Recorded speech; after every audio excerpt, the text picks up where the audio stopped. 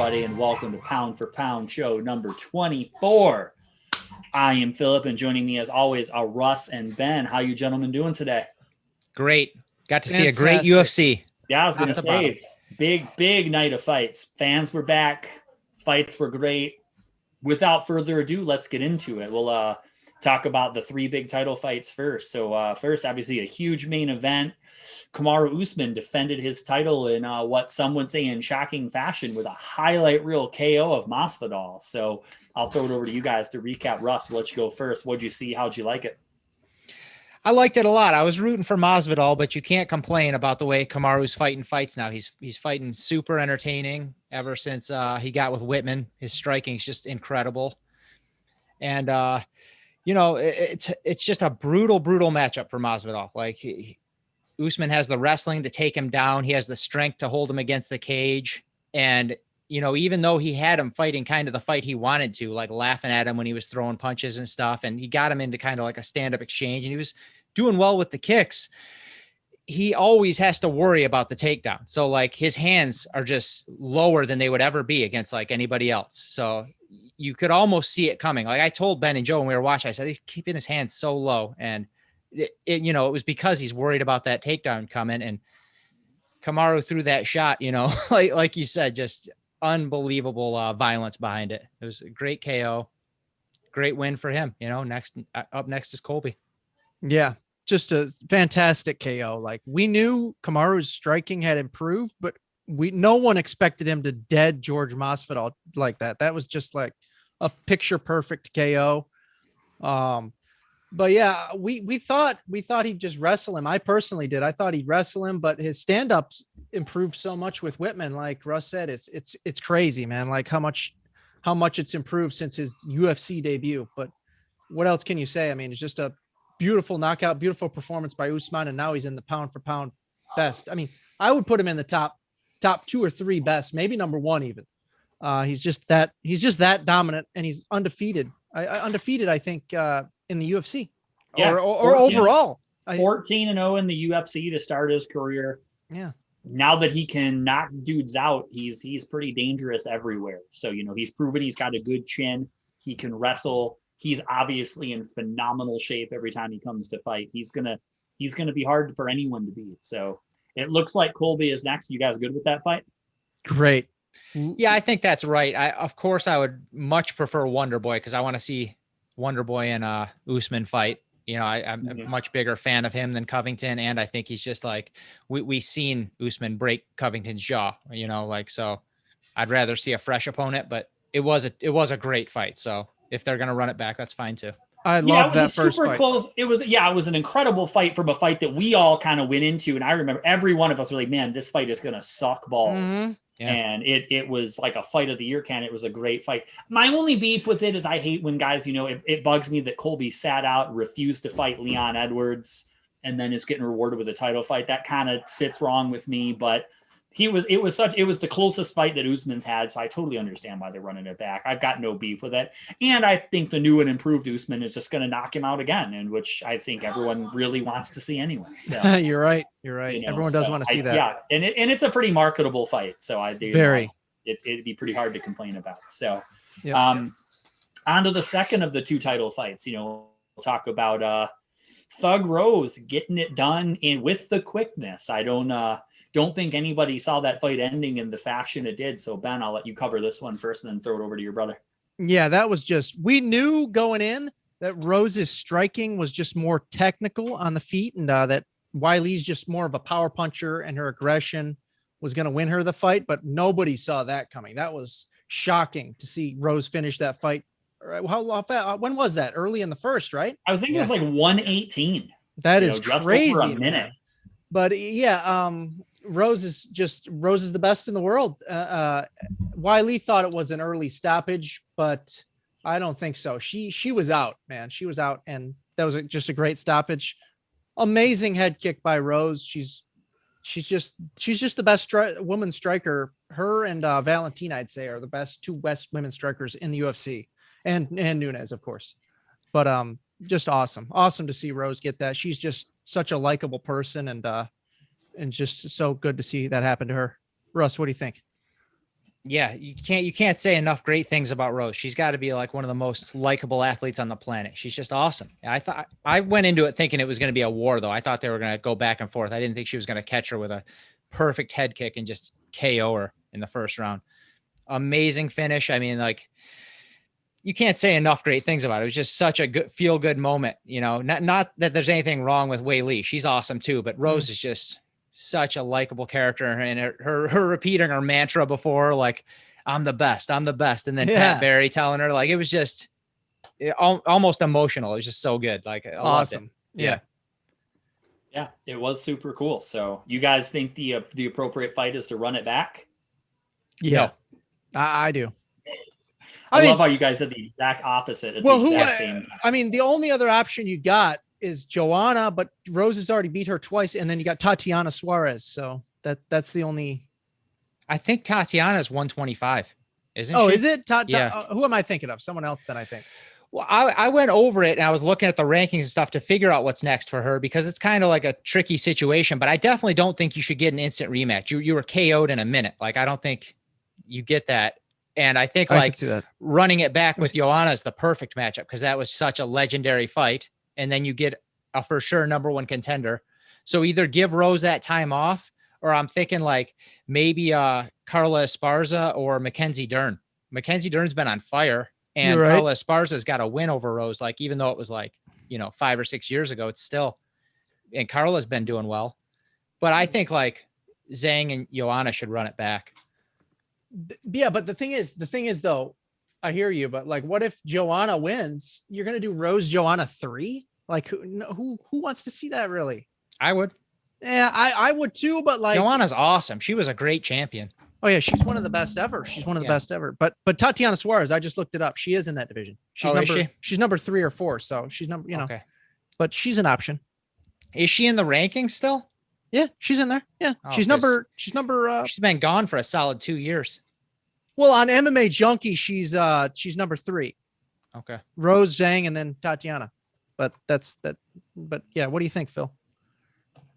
I could see those options going either way. Like, I always understand the argument that, like, if you get finished in the first round, that it's tough to justify getting an immediate rematch. But I mean, she's 19-1. She hasn't lost a fight in a long time.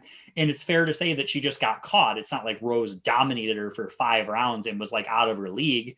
She just clipped her. So I could totally see him doing a rematch, but I obviously like the idea of Wiley and Joanna fighting for the number 1 contender spot.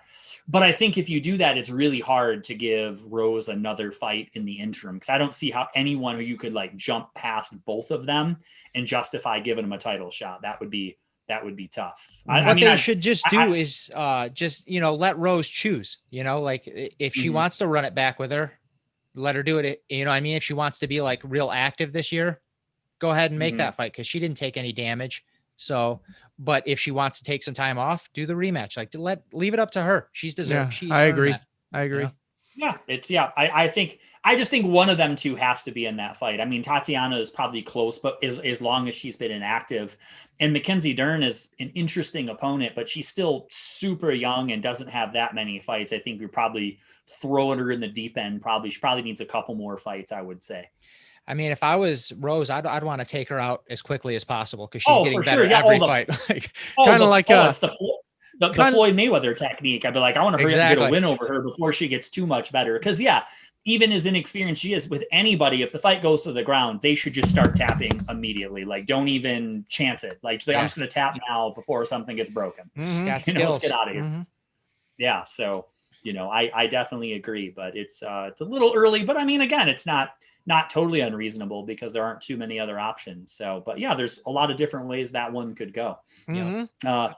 Speaking of figuring out what's going to be tough to figure out what's next, we'll go ahead and give the third title fight. We talked a lot about how this was going to be probably the toughest matchup at 125 for Valentina, fighting Jessica Andrade. Brought a lot of new challenges to the table.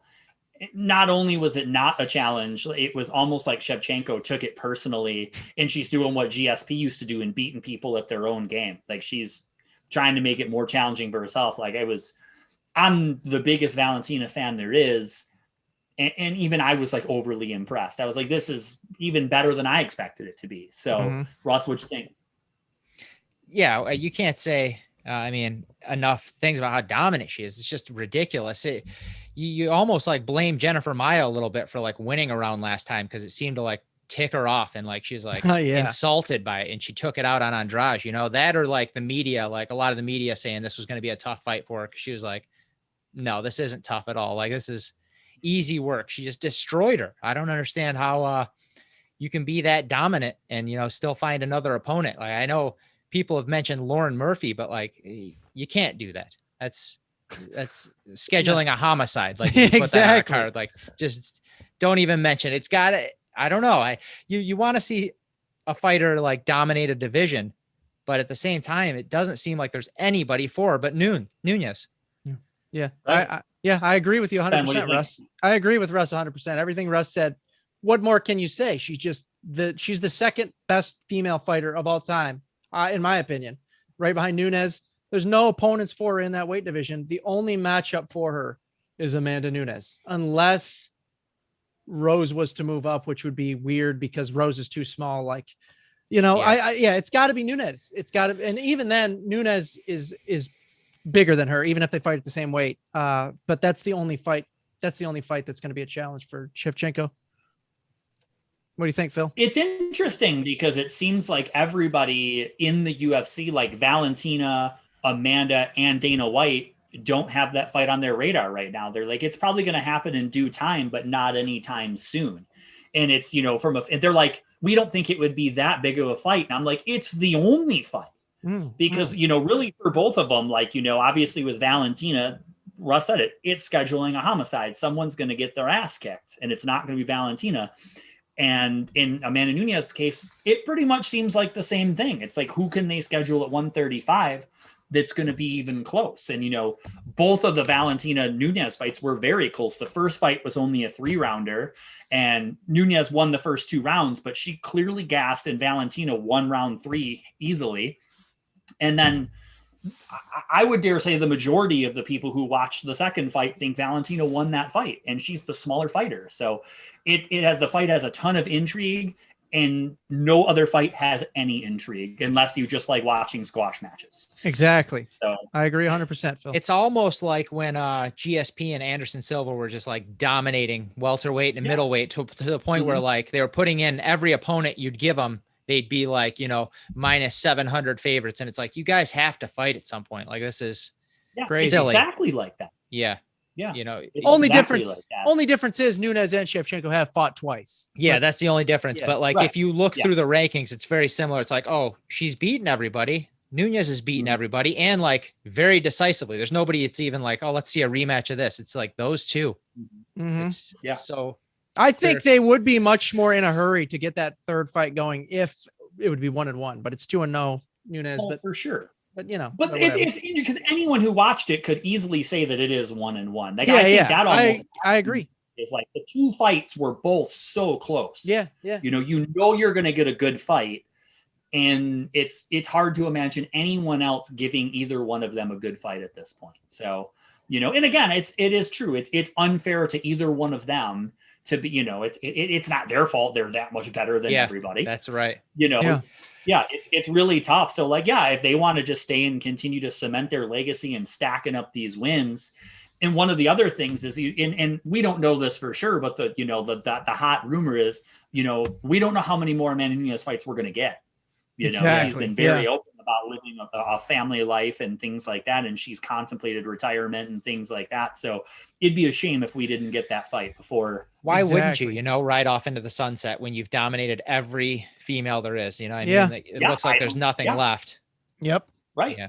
Agreed. Yeah. This is the only one somewhat unanswered question right here. Is like, it just seems like at some point, even if it's not next, it has to happen. And it would be a shame if one of them lost before that happened, but I don't see that happening. Yeah, it's a gamble the UFC is willing to take, it looks like. Yeah, well, I mean, I guess I can understand, but it's good luck finding challengers that, you know, and I feel bad because it's going to be hard to put either one of them in the main event. They're going to have to be booked with another title fight because you can't put, you know, them against someone that everyone knows they're going to beat and sell it as a main event, because Yeah. you're not going to sell any pay-per-views that way, because we know it's going to happen. Yeah, you got to put him on So, those two yeah, like title, I said, three title it's- fight cards. Right. And like you said, that's almost unfair to them because they're both clearly main event caliber fighters. You could make the argument, I know it's very tough to put male and female fighters in the pound for pound conversation, but you could put either one of them at your number one pound for pound fighter, and it would be hard to argue. Like there's definitely an argument to be made. I agree.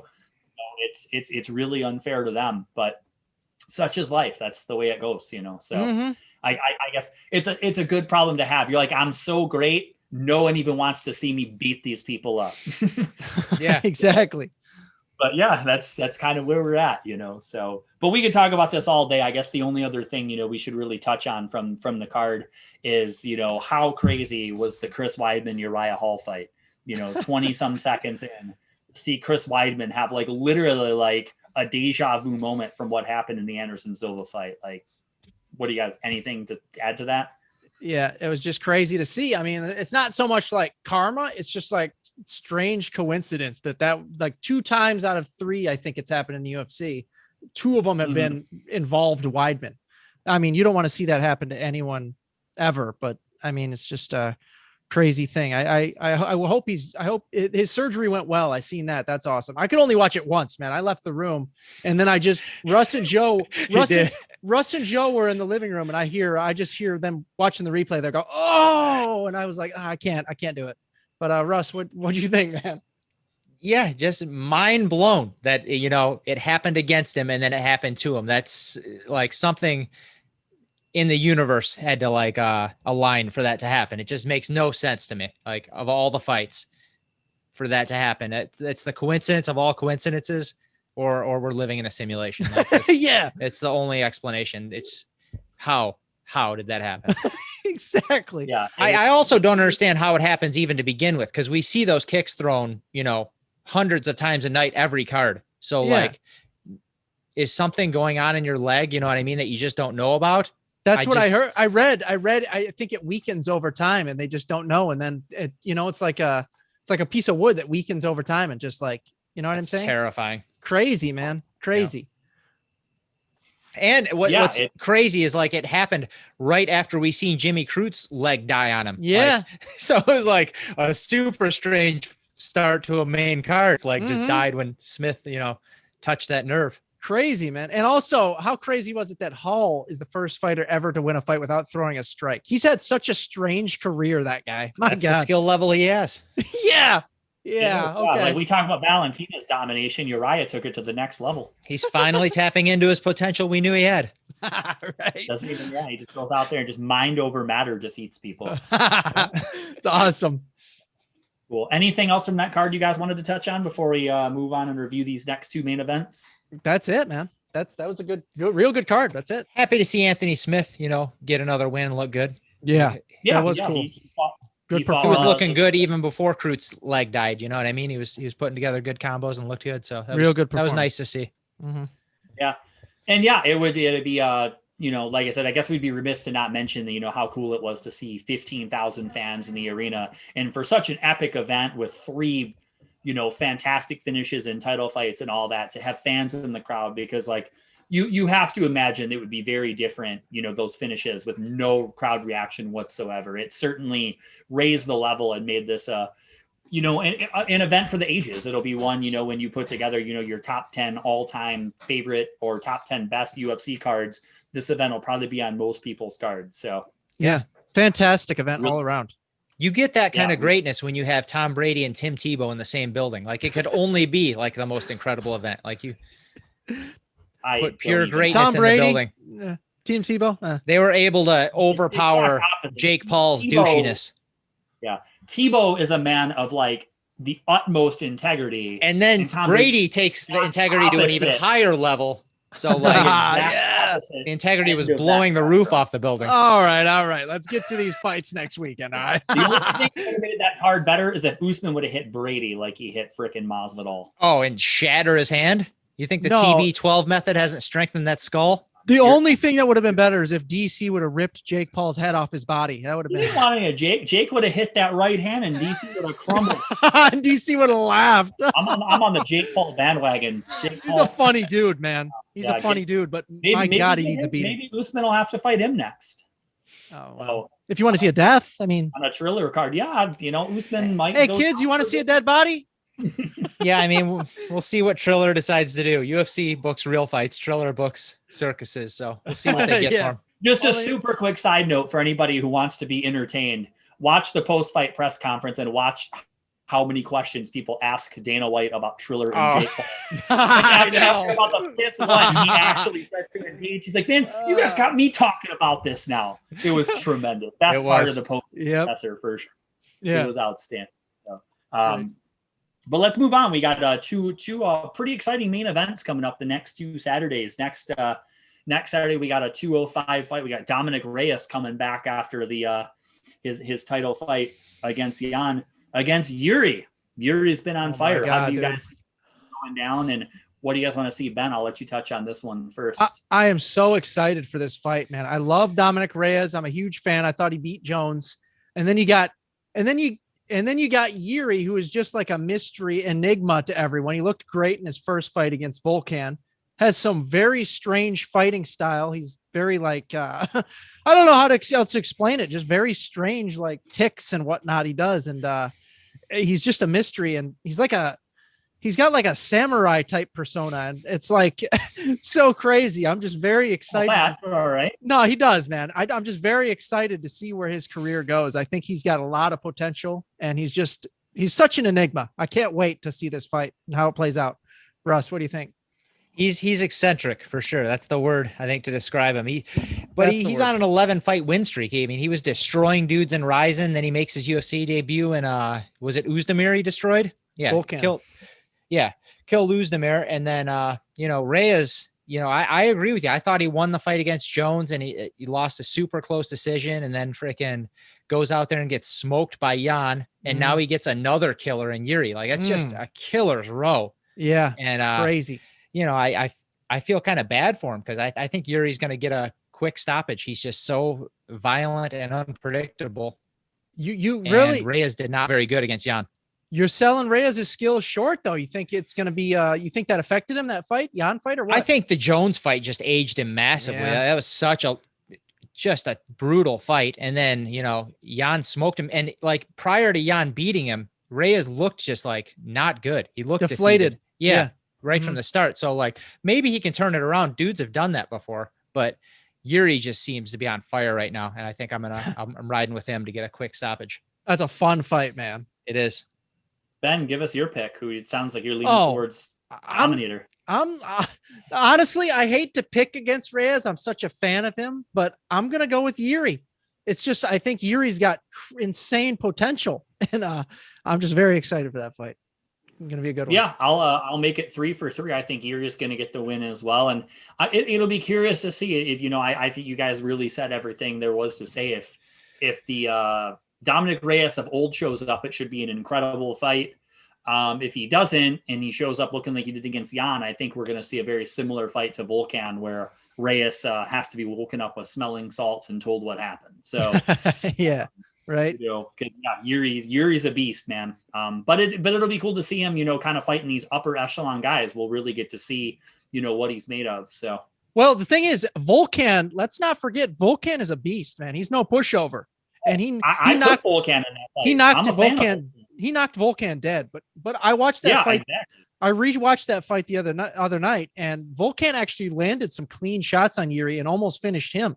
If you go back and watch that. So Yuri just needs to be a safer fighter. It doesn't seem like safety is his top priority. You know what I mean? Which is what I like in a fighter. Yeah, exactly. Yeah, caution to the wind. He's got a bit. I think he's got a few screws loose, which is bring that Pat Barry mindset in there. Kill or be killed. That's how I like it. Yeah, exactly, man.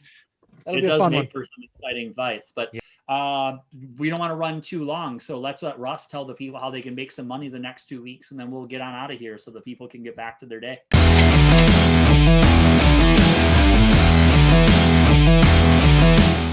All right, for the best bets. Last week we went 2-1, so this is a win streak, another winning week we got going here. We got this ship turned around now. We got the win with Uriah Hall without even landing a strike. You can't get any easier than that. Yeah, it was like a bonus payout for that. Honestly, like he was minus 105, so that was a super easy victory. Then we got the awesome underdog win with Rose at plus 165. That was another no sweat one, which I thought that was going to be like a war, but we'll take it. That was a great victory by Rose. And then lost on Masvidal at plus 400. So 2-1 last week. And so this Saturday, I've got 4 picks. I'm taking Yuri minus 130 against Reyes. I'm taking the under 2.5 rounds at minus 150 in that fight. I think Yuri's going to dispose of him pretty quickly. Wow. I'm taking Luana Pinheiro minus 160 against Randa Marcos. I bet against Randa Marcos every time she fights. If you just book it right now, if Randa Marcos is on a card, Russ is betting against her. It'll be on the picks every time. Lady is 10-10 and on a 3-fight losing streak. Oh, it's either 10-10 or 10-11. Either way, that's an awful UFC record. And she's on a 3-fight losing streak. The girl she's fighting is 8-1 and on a 6-fight winning streak. I just think like at minus 160, I'll take Pinheiro. For like, that's a crazy line for like the difference in those records. They must be banking on Marcos's experience or something. They just bank on her name. They're like, oh, she's got bright red hair and people know her. So let's like make the line decent. But it's like, I'll just keep betting against her and keep collecting money. That's easy. Randa Marcos versus a broomstick. Russ is going to, I'll take the broomstick. For sure.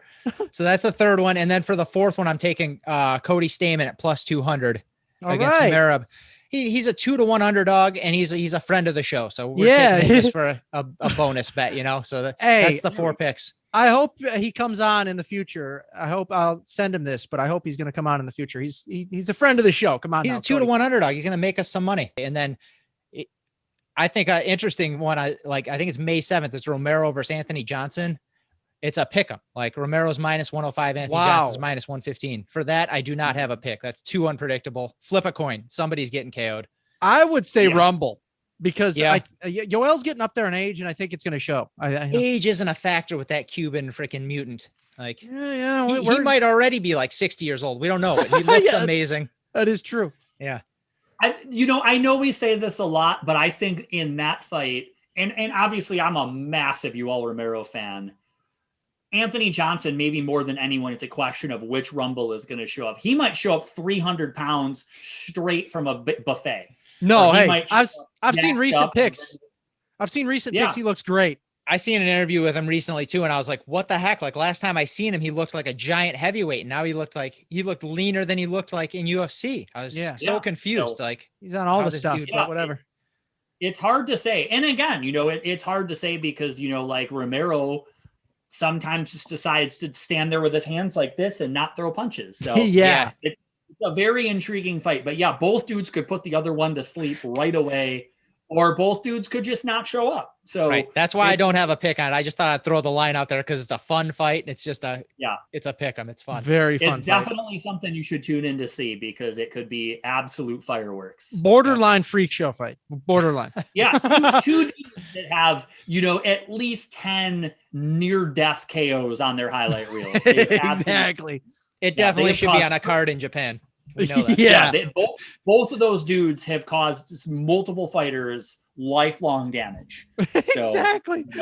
We could definitely see that. But anything else you guys want to cover before we get out of here? I know we're running a little long this week. So. Oh yeah, I wanted to ask you guys. Did you guys watch Mortal Kombat? I did. I watched it like a day or two ago. How'd you like it? I thought it was cool. Yeah, it had some decent moments, didn't it? It was entertaining, like similar to like Godzilla vs. Kong. Like I was entertained for an hour and a half, but I won't rewatch it. It was just one of those. Same. Had some cool moments like Kano was cool. Kano had some good lines. He was funny. He was real cool, and Goro looked awesome. Goro did look cool. I actually have a funny story about that. Like I wasn't planning on it. Michelle spent like $150 on food for the whole family and everything. I want to do like a big midnight watch party for it and everything. Oh, that's awesome.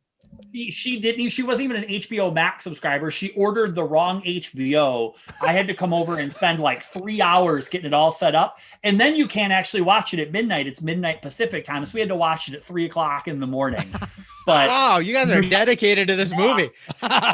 Yeah, she took a nap and then she bailed, and then the family bailed. So just me and Michelle watched this movie at 3:00 in the morning. How'd you like it though, Phil? But overall, it was good and bad. Like I said, I thought it was cool because I thought they did a better job, like paying homage to the video games. I'm way more, and I went into it expecting it to be one of those movies that's so bad it's entertaining. Yeah. So I didn't have like a real high thing. I thought they did a cool job, paying homage to some of the old fatalities, like the Liu Kang Fire Dragon fatality from Mortal Kombat 2, and the Kano, rip his heart out from the first Mortal Kombat. I didn't like that there was like no tournament, and I didn't like that it was like just some new jabroni showed up and he was like one of the main characters. He was the main character. I didn't like that. Yeah, I could have done without that guy. But other than that, the whole movie, you're kind of waiting for like, who's this guy going to be? And then he's just some like random, freaking meatball. Scorpion's son, basically, but yeah, so not son, but like son or grandson or something like that. But it was entertaining for what it was, it was about what you expected from a Mortal Kombat movie. You're like, we're going to see some weird violence. We're going to see some bad acting, and it'll be kind of fun. Apparently, the tournament's in the next movie. They're planning a sequel. You seen the Johnny Cage thing at the end? There's going to be. They'll crank out multiple sequels. Yeah, so. But yeah, it's decent. Yeah, it was fun. But it was fun for what it was. But yeah, that's all I wanted to talk about. I mean, that's it. Anything else? And then I guess we should just very quickly mention something to get excited about for fight fans. We won't get too into it, but it looks like we're finally getting the return of Nick Diaz, the filthy fighter himself. Hell yeah. I cannot say I'm more excited about, I don't care who he fights. I don't care what the situation is. If Nick Diaz returns, fight of the year. Man, I will be fight of the year. No. 2021, we got both Diaz bros coming back. It's beautiful. Yeah. Yep. Yeah. We'll talk more about it in the future because we could have a whole Nick Diaz special. Yeah, we could. We might do that. Yeah. Nick Diaz special. So, but we'll talk about that more. But anything else you guys want to touch on before we get on out of here? That's it, Phil. That's it, man. Yep. All right, boys. Well, thank you guys for joining me as always. Awesome card. If you guys didn't see it, go check out some highlights. So many cool moments from that card. Thug Rose. Yeah. What a great reaction, by the way. That announcer reaction, that was great, man. Yeah. I feel like the announcers are almost gimmicking up their reactions now because there's been 100%. So many of them that are like filmed and everything. So I like it. I enjoy it either way. I'm not hating on it at all. I enjoy it. They know that's what they get. That gets like views, attention or whatever. But yeah. Yeah, I'm waiting for DC to straight up throw his chair into the crowd. I know. So I love it. Yeah, it is highly entertaining. But until next time, we'll let you guys go. Gonna see a couple cool events over the next couple weeks, and we'll see you guys soon. Thanks for watching.